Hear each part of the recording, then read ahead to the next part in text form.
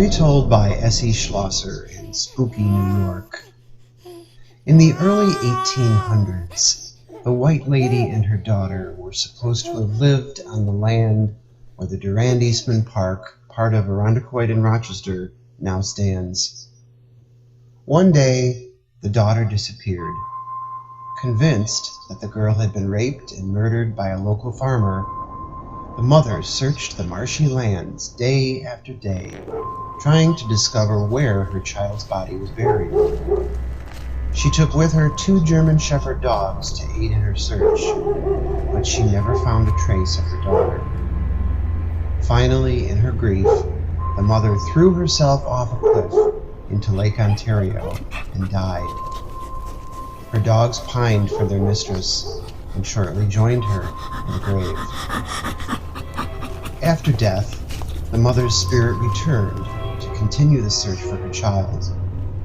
People say that on foggy nights, the White Lady rises from the small Durand Lake, which faces Lake Ontario. She's accompanied by her dogs, and together they roam through the Durand Eastman Park, still searching for her missing daughter. The White Lady is not a friendly spirit. She dislikes men and often seeks vengeance against the males visiting the park on her daughter's behalf.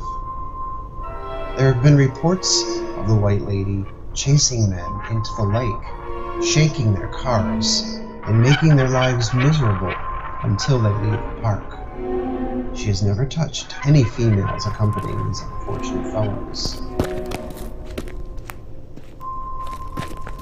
I walked along the same path that the White Lady has been seen around Durand Lake and Durand Eastman Park. Strange noises. I heard a scream in the distance. I heard barking dogs in the distance. There was a strange feeling that I was being watched, that I was being pulled or directed in a certain direction.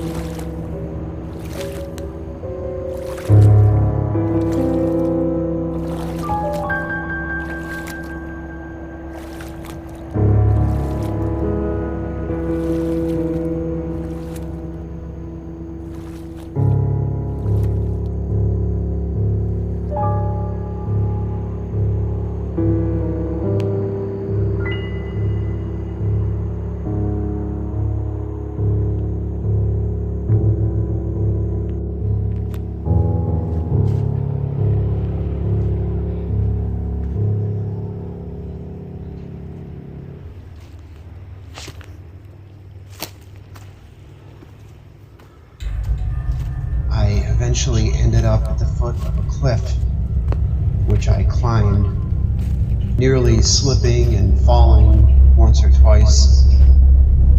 I made it to the top.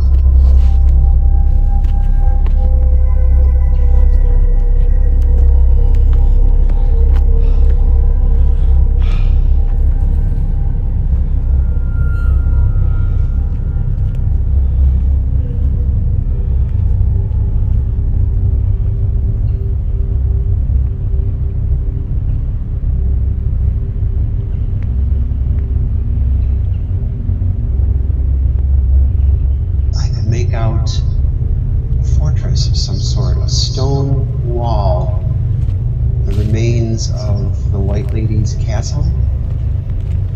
In the past, it had been a restaurant for bathers at Ontario Beach. It met its demise many years ago, and all that remains is the stone foundation.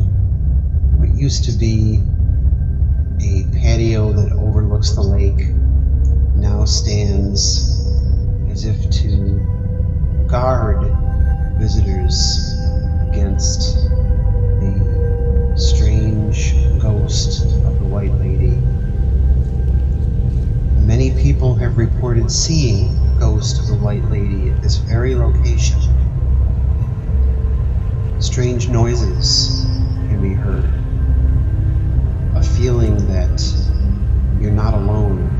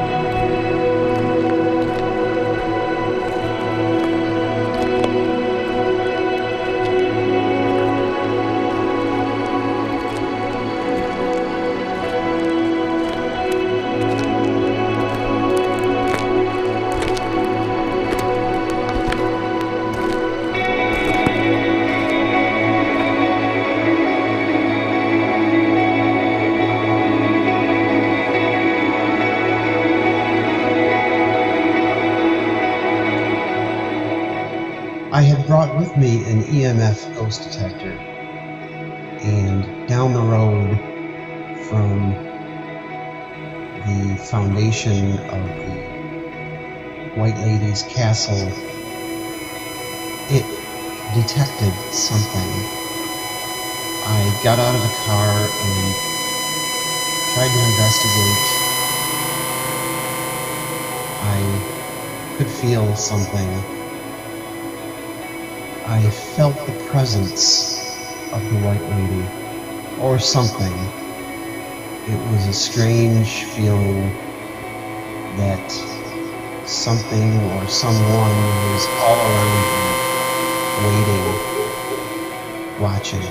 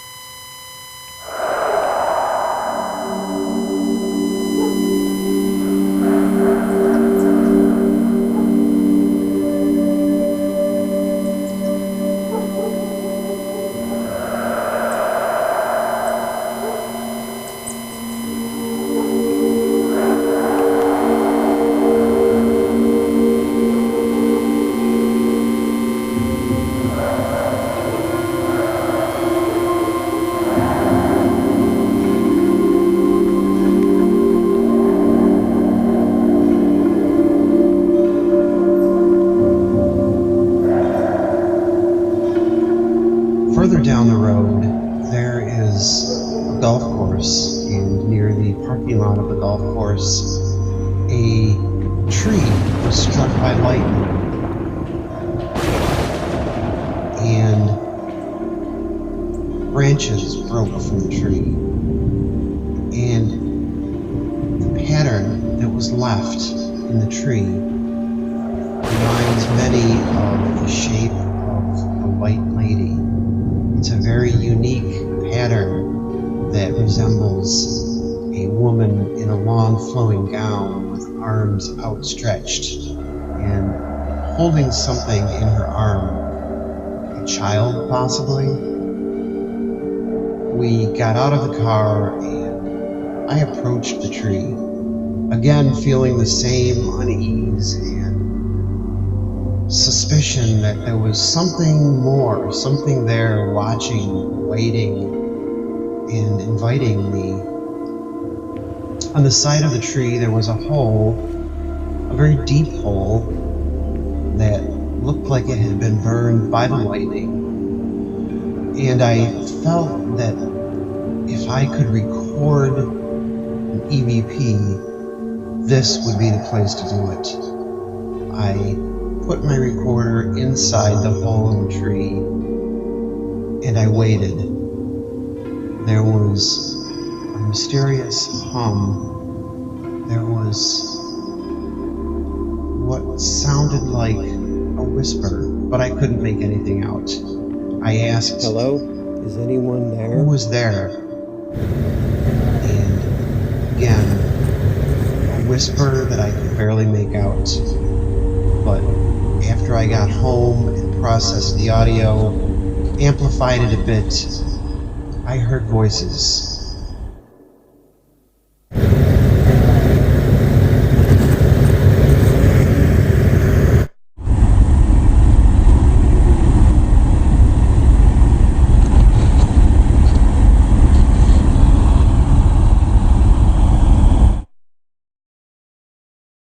Two voices, responding with names that I swear were Mary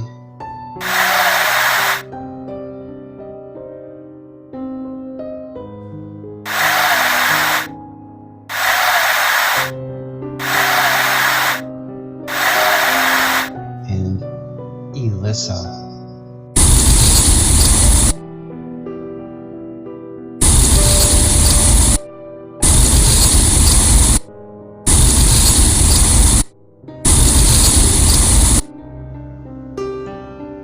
Further investigation on my part revealed that one of the legends has it that the woman whose ghost we know now as the White Lady of Durand Eastman was actually a woman named Elissa. No one knows what her daughter's name is, but I have a feeling it may have been Mary. And something tells me that in the afterlife, at some point, Elissa found Mary, and possibly the image left in the tree from the lightning might be a sign that the two have been reunited and have found peace in Durand Eastman Park. Only time will tell if the hauntings will continue, but until then, beware the ghost of the White Lady when visiting Durand Eastman Park in Rochester.